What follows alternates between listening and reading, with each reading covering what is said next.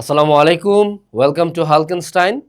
So তুমি যদি HSC লাইফে কম পড়ে পার হইতে চাও বা তোমার যদি ফিজিক্স কেমিস্ট্রি ম্যাথ বায়োলজির ৭৫টা চ্যাপ্টার দেখার পরে মনে হয় যে আল্লাহ এত কিছু কেমনে মনে রাখবো, তাহলে এই ভিডিওটা তোমার জন্য।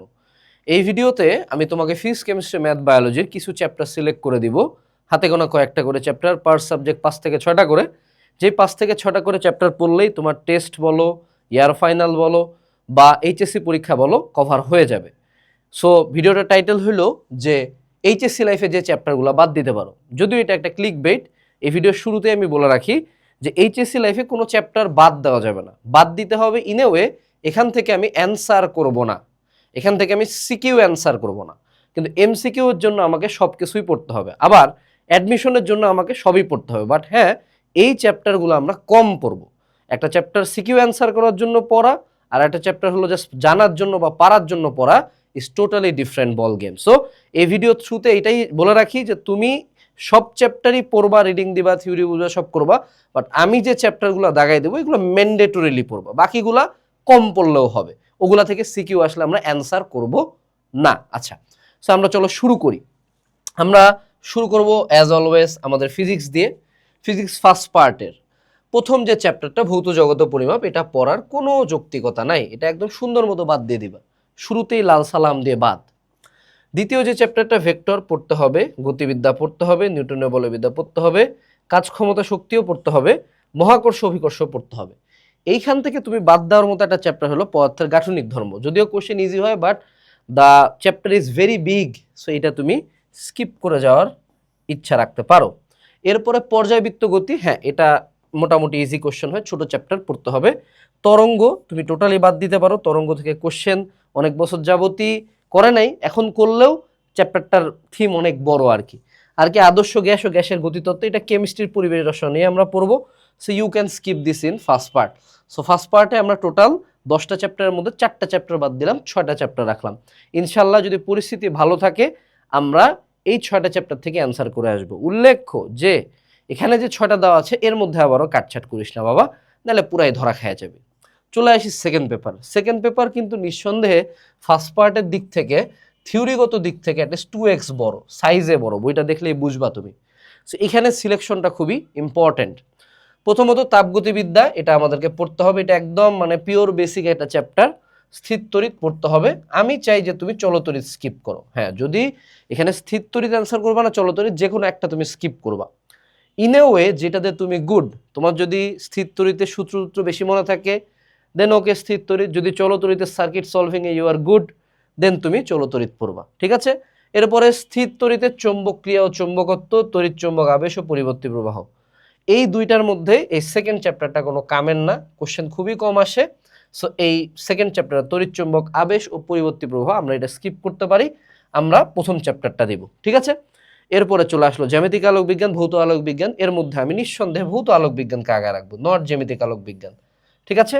এরপরে আধুনিক পদার্থবিজ্ঞানের সূচনা, পরমাণু মডেল। এখন তোমার এখানে মনে হইতে পারে যে আধুনিক পদার্থবিজ্ঞানের সূচনা বাদ দেওয়া যাবে না, এটা আমাদেরকে পড়তে হবে, কারণ এখান থেকে কোশ্চেন আমার থাকেই এবং যথেষ্ট ওয়াইড স্পেকট্রাম একটা চ্যাপ্টার, মানে এমসিকিউটা থাকেই। পরমাণু মডেল, নিউক্লিয়ার পদার্থবিজ্ঞান, এটাও আমি পড়তে বলবো। মজার কথা এটাই যে এটাও কিন্তু আমি পড়তে বলতেছি, এটা স্কিপ করা যাবে না। ইন এ ওয়ে পরমাণু মডেল এটা কিন্তু আমরা কেমিস্ট্রির গুণগত রসায়ন নিয়ে পড়ে আসছি। নিউক্লিয়ার পদার্থবিজ্ঞান পুরোটা জাস্ট 2টা সূত্র দিয়ে করে ফেলা যায়, প্রত্যেকটা ম্যাথ 2টা সূত্র, ঠিক আছে। সো দেখে বড় মনে হইলেও আলটিমেটলি ছোট chapter. Semiconductor electronics total skip. এখানে 11 নম্বর একটা চ্যাপ্টার আছে, সেটা আমাদের লিখে ফেলতে হবে, যেটা আমরা জানি জ্যোতির্বিজ্ঞান। আমি বলবো skip this sheet totally. So আমরা এখানেও কয়টা বললাম, 1 2 3 4 5 6, 6টা চ্যাপ্টার আমরা সিলেক্ট করে ফেলছি। আবারও বলতেছি যে এখানে চ্যাপ্টারগুলো সিলেকশন করা হচ্ছে, দ্যাট ডাজেন্ট মিন বাকি চ্যাপ্টার তুমি পড়বা না। ইট মিনস এই চ্যাপ্টারগুলো এত ভালো মতো পড়বা যে ভাই তুই এই চ্যাপ্টার থেকে আমরা যা দিবি তুই আমরা ঠেকায় দেখা। This is the mentality unit. কারণ এইচএসসি লাইফের শুরুর দিকে যখন তোমরা প্রথমে উঠো বা উঠছিলা, যারা সেকেন্ড ইয়ার দেখতেছো, অনেকের কাছে মনে হয়েছে আরে ভাই কোনো ব্যাপারই নাকি, ভেক্টর পড়ার পরে মনে হচ্ছে আরে ফিজিক্স কোনো বিষয়। বাট যখন কথাটা 10টা চ্যাপ্টার মিলায় আসবে তখন কিন্তু খেলা টোটালি ডিফারেন্ট। যখন তোমার অ্যাডমিশনে যায় সবগুলা চ্যাপ্টার মিলায় কোশ্চেন করা শুরু হবে, 4টা বা 3টা সাবজেক্ট মিলায়, তখন কিন্তু গেম টোটালি ডিফারেন্ট। সো প্রথম দিকে ওই যে খুব বেসিক পড়বো, নিউটনের বলবিদ্যায় পড়তেছো 45 ঘন্টা ধরে, এখন কিন্তু বুঝতে পারতেছো যে আলটিমেটলি যখন 10টা চ্যাপ্টারে 45 ঘন্টা করে শুধু ফিজিক্সই 450 ঘন্টার ক্লাস, তখন কিন্তু আসলে ব্রেন অ্যাকসেপ্ট করে না। So you have to filter it out. ওর ওকে, এরপরে চলে আসি আমরা কেমিস্ট্রিতে। কেমিস্ট্রিতে বাদ দেওয়ার জায়গা খুবই কম, বাট তাও আছে। চলো আমরা শুরু করি। প্রথমে কেমিস্ট্রি ফার্স্ট পার্ট, ল্যাবরেটরি নির্ভর রসায়ন, একদম লাথি মারা বের করে দিবা। এখানে চলে আসলো হলো গুণগত রসায়ন, বুকে আসো। পর্যাবৃত্ত ধর্ম ও রাসায়নিক বন্ধন, হ্যাঁ বুকে আসো। এবং আমরা রাসায়নিক পরিবর্তন, এইটা আমরা পড়ে ফেলবো। কর্মমুখী রসায়ন লাথি মারা বের করে দিলাম, শেষ। এখানে আমাদেরকে 3টে চ্যাপ্টার পড়তেই হবে, কোনো কথা নাই। ওকে, এরপর আসো কেমিস্ট্রি দ্বিতীয় পত্র। পরিবেশ রসায়ন আমরা নিঃসন্দেহে পড়বো। জৈব রসায়ন স্কিপ করার কোনো উপায় নাই, এটা স্কিপ করা যাবে না। হ্যাঁ, এটা হইতে পারে যে জৈব রসায়নের ক্ষেত্রে আমরা যখন সাজেশন দিই, এরকম হাতে গোনা 15 থেকে, জৈব রসায়ন ইটসেলফ একটা সাবজেক্ট, ঠিক আছে? কেমিস্ট্রি সেকেন্ড পার্টে সমান একটা সাবজেক্ট, সমান একটা বই হয়। সো হ্যাঁ, জৈব রসায়ন যখন তুমি পড়বা, মেক শিওর এই চ্যাপ্টারগুলোর মধ্যেও কিন্তু অনেক ফিল্ট্রেশন করা possible.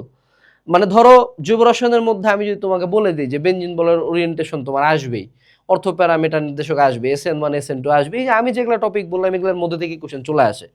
So you have to think about this sheet, যে তোমাকে এই চ্যাপ্টারগুলোর মধ্যেও ফিল্টারিংয়ের অপশন আছে। এরপরে পরিমাণগত রসায়ন আমরা এটা পড়বো, এটা আমরা বাদ দিব না, কারণ এটা মানে খুব বেসিক একটা চ্যাপ্টার। মানে এটা যদি হালকা থাকে আমাদের, আমরা অ্যাডমিশনে যাই বিশাল ধরা খাবো। তড়িৎ রসায়ন we can skip this sheet, অর্থনৈতিক রসায়ন we can skip this sheet. তো এখানে আমরা 3টে চ্যাপ্টার সিলেক্ট করলাম। এখন দেখো এই যে আমরা যেটা কথা বলতেছিলাম যে আমরা চ্যাপ্টার সিলেক্ট করতেছি, এখন এই চ্যাপ্টারের মধ্যেও কিন্তু টপিক সিলেকশন করা যায়। অর্থাৎ একটা টোটাল চ্যাপ্টারে যদি আমাদের সাপোজ 50 টপিকস থাকে, হ্যাঁ, তোমার কোশ্চেন আসবে হলে 10% টপিক, বা হার্ডলি ধরে নাও 5 থেকে 10টা টপিকের ভিতরেই মেজরিটি কোশ্চেন আসবে। 5 থেকে 10টা টপিকে you have to be expert. Suppose উদাহরণস্বরূপ যদি আমরা বলে দিই গুণগত রসায়ন, এই চ্যাপ্টারটা থেকে তোমার মেজরিটি কোশ্চেন আসে হলো কোয়ান্টাম সংখ্যা, তৃতীয় চতুর্থ শক্তি স্তরেরগুলা, তারপরে আসে হলো রিডবার্গ ধ্রুবকের ম্যাথ, আর তারপর হলো দ্রাব্যতার গুণফল। এই 3টা টপিক সবচেয়ে ইম্পর্টেন্ট। চতুর্থতে তুমি আয়ন শনাক্তকরণ রাখতে পারো, তুমি পঞ্চমে বোরের পরমাণু মডেল রাখতে পারো। দেখো গুনে গুনে 5টা টপিকই কিন্তু হইলো। এরকম টপিক যদি তুমি জানতে চাও, যারা এইচএসসিতে পড়াশোনা করো, তোমাদেরকে অ্যাজ অলওয়েজ আমরা একটা জিনিস প্রমোট করি, আমাদের একাডেমিক টু অ্যাডমিশন কোর্স। তুমি যদি যে কোনো একটা একাডেমিক টু অ্যাডমিশন কোর্সে, যেমন এটা আমাদের 28 ব্যাচের কোর্স, এটা যদি তুমি যাও, তুমি দেখবা যে এখানে শুরুর দিকে একাডেমিক রিভিশন ক্লাস আলাদা করে অ্যাড করা আছে। অর্থাৎ ওই যে আমি তোমাকে বললাম না একটা চ্যাপ্টারের কোন কোন টপিক ইম্পর্টেন্ট, এগুলো কিন্তু আমি এই ক্লাসগুলোতে বলে দিছি।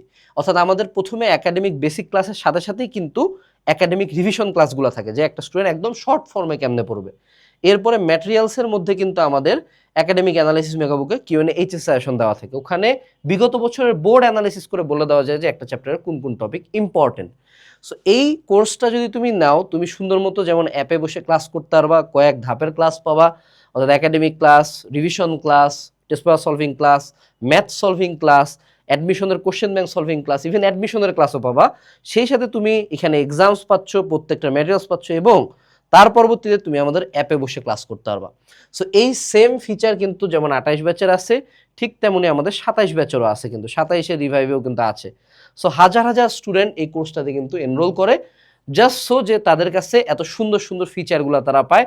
তারা পুরো এইচএসসি লাইফ জুড়ে একটা পেমেন্টেই ক্লাস করে, একবার টাকা দেয়, একদম মনে করো বুয়েট ভর্তি পরীক্ষার আগের রাত পর্যন্ত যা কিছু লাগে, সে যেখানেই পরীক্ষা দেখ না কেন এটার মধ্যে সে সব কিছুই পাবে। সো যারা এনরোল করতে চাও, ডিসক্রিপশন বক্সে লিঙ্ক দেওয়া আছে, এনরোল করে ফেলতে হবে, ঠিক আছে?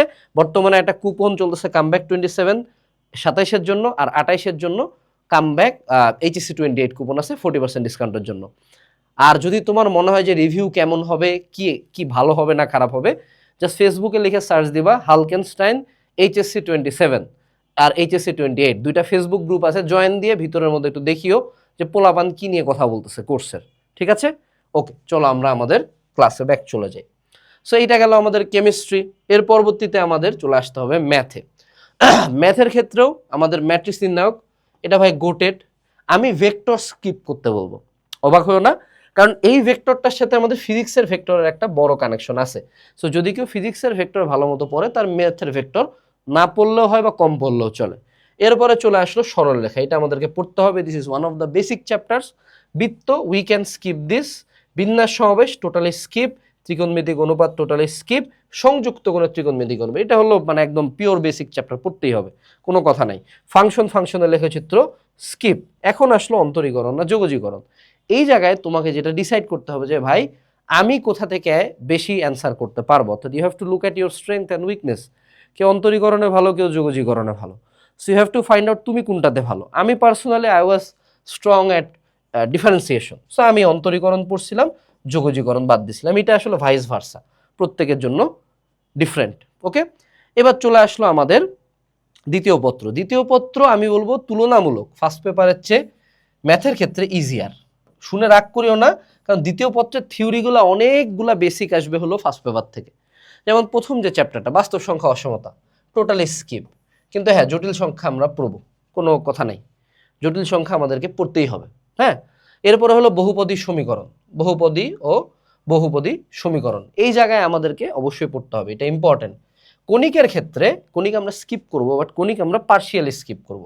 আমরা কণিকের ক্ষেত্রে আমাদের মূল ফোকাস থাকবে হলো পরাবৃত্ত, ঠিক আছে, পরাবৃত্ত। উপবৃত্ত আর অধিবৃত্ত আলটিমেটলি পরাবৃত্তের সূত্রের একটু ডিফারেন্স। সো পরাবৃত্ত ভালো মতো আমরা পড়বো। এই জায়গায় একটু ভুল হয়ে গেছে, বিন্যাস সমাবেশ আরেকবার আসছে, এখানে একটা চ্যাপ্টার আছে হলো যোগাশ্রয়ী প্রোগ্রাম। হ্যাঁ, এখানে একটু ভুল হয়ে গেছে, যোগাশ্রয়ী প্রোগ্রাম আছে, আর আরেকটা আছে অসীম ধারার জায়গায় হবে হলো দ্বিপদী বিস্তৃতি। একটু আমারই টাইপ করতে ভুল হয়েছে। হ্যাঁ, আচ্ছা, যোগাশ্রয়ী program this is a goat chapter ভাই। একটা বা দুইটা ম্যাথ করলে পুরা চ্যাপ্টার প্রতিটা ম্যাথ হুবহু সেম। সো যোগাশ্রয়ী প্রোগ্রাম আমরা নিঃসন্দেহে করব। যেহেতু আমরা এখানে ত্রিকোণমিতি খুব ভালো মতো করছি, আমরা বিপরীত ত্রিকোণমিতিক ফাংশন ও ত্রিকোণমিতিক সমীকরণ সমাধান অবশ্যই করব। এবার আসলে হলো আমাদের বিস্তার স্থিতিবিদ্যার গতিবিদ্যা, এটাও বেসিক্যালি ক্যালকুলাসের মতো করে আমাদেরকে চয়েস করতে হবে যে আমি কোনটাতে বেটার, গতিবিদ্যায় বেটার নাকি স্থিতিবিদ্যায় বেটার। বাই দা ওয়ে, এই গতিবিদ্যার সাথে কিন্তু ফিজিক্সের গতিবিদ্যার একটু কানেকশন আছে, কিন্তু অতটা নাই। এই গতিবিদ্যা যথেষ্ট কঠিন। সো ফিজিক্সের গতিবিদ্যা পারি দেখে ম্যাথের গতিবিদ্যা পারবো, it's totally different sheet. So আমি চ্যাপ্টারটা আগে দেখতে বলবো, করতে বলবো, দেন ডিসাইড করতে বলবো। আমি পার্সোনালি স্থিতিবিদ্যা প্রেফার করি। স্থিতিবিদ্যায় আমাকে যদি হাতে গোনা পার চ্যাপ্টার পার অনুশীলনী 5টা করে প্রমাণ মুখস্থ করতে হয়, পরীক্ষার হলে লিখে দিয়ে আসা যায়। এই যে আমরা একটা পড়াকে অনেক ইজি করে তোমার সামনে বলতেছি, এটা কিন্তু একটা বড় পার্ট আমাদের কোর্সের ক্ষেত্রে। আমরা যে ক্লাসগুলো নেই অ্যাজ অলওয়েজ, আমরা যেমন তোমাকে ডিটেলস পড়াই যে আমাদের ভেক্টরে হয়তো বা 12 ঘন্টা লেকচার আছে, কিন্তু আমাদের টিচার কিন্তু বারবার তোমাকে এটা উল্লেখ করে দিবে যে হ্যাঁ, নদী নৌকা ইজ ইম্পর্টেন্ট, হ্যাঁ স্থিতিবিদ্যার ক্ষেত্রে এই প্রমাণটা ইম্পর্টেন্ট। আমরা অ্যাজ অলওয়েজ ইম্পর্টেন্ট টপিকটা বলে দিই, যে একটা স্টুডেন্টের বেসিক যদি ঠিক থাকে, সেই সাথে যাতে তার সেই ইম্পর্টেন্ট টপিকগুলো জানে, ওই টপিকগুলোর বেসিকে আরও ডেপথে যাইতে পারে, ঠিক আছে। সো যারা একাডেমিকটা অ্যাডমিশন কোর্স নিতে চাও বা এখনও মনের মধ্যে খুচখুচ আছে, আমি তোমাকে বলবো তুমি একবার কোর্সটা নিয়ে দেখো, তোমার জীবনে রিগ্রেট হবে না। ট্রাস্ট মি, তুমি যত জায়গায় আসো তার চেয়ে সবচেয়ে ভালো সার্ভিস এখানে পাবা। স্পেসিফিক্যালি যারা ফোন অ্যাডিক্ট পোলাপান আছো, তাদের জন্য এই কোর্সটা কিন্তু গোল্ড মাইন। ওকে, কারণ এটাতে অ্যাপে ক্লাস করা যায়। এখন চলে আসি আমাদের বিস্তার পরিমাপ সম্ভাবনা, we totally skip this sheet. এই তো, এখন এখানকার মধ্যে বিস্তার পরিমাপ পড়তে পারো, ইন এ ওয়ে বিস্তার পরিমাপ পড়া যায়। কেন পড়া যায়? যদি তুমি বিস্তার পরিমাপের ক্যালকুলেটরের ট্রিক্সগুলা জানো, ওখানে যত থাকবে আলটিমেটলি ছকেরই ম্যাথ দিবে। সো বিস্তার পরিমাপের আমার মতে 99% ম্যাথ ক্যালকুলেটরে করে ফেলা যায়। শুধু সূত্রগুলো একটু মনে রাখতে হয়, সূত্রও বসাইতে লাগে না, জাস্ট টিচারকে দেখানোর জন্য যে আমি সূত্র দিয়ে ম্যাথটা করছি। আলটিমেটলি পুরা ক্যালকুলেশন কিন্তু বিস্তার পরিমাপের ক্যালকুলেটারে করে দেওয়া যায়। সো ক্যালকুলেটর ট্রিক্সগুলো একটু শিখতে হবে। সেম কিন্তু ম্যাট্রিক্সের বিপরীত ম্যাট্রিক্সও কিন্তু ক্যালকুলেটারে করা যায়। সো টোটাল ম্যাথের ক্ষেত্রে আমি বলবো যে ম্যাথের ক্ষেত্রে ক্যালকুলেটর ট্রিক্সে খুব ভালো মতো আসলে এক্সপার্ট হইতে হবে। এটা যারা ইঞ্জিনিয়ারিং কোচিং করতেছে তাদের জন্য অনেক বেশি ইম্পর্টেন্ট। আর যেহেতু এইচএসসিতে ক্যালকুলেটর আছে, ওয়াই নট, একটা হ্যাক আছে, ওয়াই নট ইউজ করবো না কেন। এরপরে চলে আসলো আমাদের বায়োলজি। বায়োলজি বিশাল বড়। হ্যাঁ, সো আমাদের এখানে, আচ্ছা আমরা এখানে একটু গুনে আসি। আমরা ফার্স্ট পেপারে কয়টা বললাম? 1টা 2টা 3টা 4টা মাত্র চ্যাপ্টার পড়ছি। এখানে আমাদের কোনো চ্যাপ্টার মিসিং গেছে কি? আচ্ছা, এই জায়গায় একটু আমি বলে রাখি, আমাদের ফার্স্ট পার্টে মাত্র 4টা চ্যাপ্টার পড়াইছে, এটা আমার মন বলতেছিল। সো আমাদেরকে তো 5টা সিকিউ অ্যান্সার করতে হবে। সেক্ষেত্রে যদি তুমি এগুলোর মধ্যে এক্সট্রা একটা চ্যাপ্টার কোনো কারণে অ্যাড করতে চাও, দ্যাট চ্যাপ্টার উড বি নিঃসন্দেহে বৃত্ত। এইটার ক্ষেত্রে বৃত্ত পড়লে সুবিধাটা কোথায়? বৃত্তকে কেন আমি বলতেছি যে হ্যাঁ তুমি নাও পড়তে পারো অথবা পড়তেও পারো, বৃত্তর সাথে খুব ক্লোজলি কানেক্টেড থিওরি হলো কণিকের। সো যেহেতু আমরা কণিকের মধ্যে ফিক্স করছি, আমরা বৃত্তটাকে এখান থেকে একটু পুল ব্যাক করলাম। ওকে, আচ্ছা, এরপরে চলে আসি আমরা আমাদের বায়োলজির ক্ষেত্রে। বায়োলজির ক্ষেত্রে কিন্তু বাবা বিশাল পড়াশোনা, মানে this is very huge. But বায়োলজির ক্ষেত্রে সুবিধাটা হলো যে প্রতিটা চ্যাপ্টারে স্পেসিফিক কিছু কোশ্চেন আছে, যেগুলো যদি কেউ মুখস্থ করতে পারে তার সিকিউ নিয়ে কোনো চিন্তা করার দরকার নাই। যেমন আমাদের কোর্সে যে বইটা আছে, তুমি দেখবা যে একাডেমিক ম্যাটেরিয়ালসে গেলে এই জায়গায় ম্যাটেরিয়ালসে চলে যাই, ম্যাটেরিয়ালসে যায় একাডেমিক এই জায়গায় কিছু বই আছে, কোথায় গেল লেকচার শিট। এই যে লেকচার শিট পার্টটাতে তুমি দেখবা যে আমরা কিছু স্পেসিফিক কোশ্চেন দিয়ে দিছি, একটা বই অ্যাড করা আছে কিউএনএ বায়োলজি নোটস। সো ওই বইটা থেকে যদি তুমি শুধু এই চ্যাপ্টারগুলো, স্পেসিফিক যে চ্যাপ্টারগুলো আমি বলে দিব, তুমি যদি এই চ্যাপ্টারগুলো কোশ্চেন আনসারগুলো পড়ে যাও, more then enough for you. Even এই যে লাস্ট যে 2টা বায়োলজি এক্সাম হলো তোমাদের সিনিয়র ব্যাচ HSC 26 ব্যাচ, তাদেরও কিন্তু বায়োলজি ফার্স্ট পার্ট এবং সেকেন্ড পার্ট সিকিউ প্রায় 90% পর্যন্ত কমন ছিল একটা বইয়ের ভিতর থেকে। ঠিক আছে, সো আমরা চলো আবার আমাদের ক্লাসে চলে যাই। সো আমাদের বায়োলজির ক্ষেত্রে বোটানিতে অর্থাৎ বায়োলজি ফার্স্ট পার্টে আমরা কোষ ও কোষের গঠনটা পড়ব। এটা একদম একটা প্রাইম বেসিক, পদে পদে এটার ধারণা কাজে লাগবে। কোষ বিভাজন, উফ, খুবই সুন্দর একটা চ্যাপ্টার ভাই, কোনো কথাই নাই। কোষ রসায়ন, এটা টোটালি স্কিপ, এটা বাদ।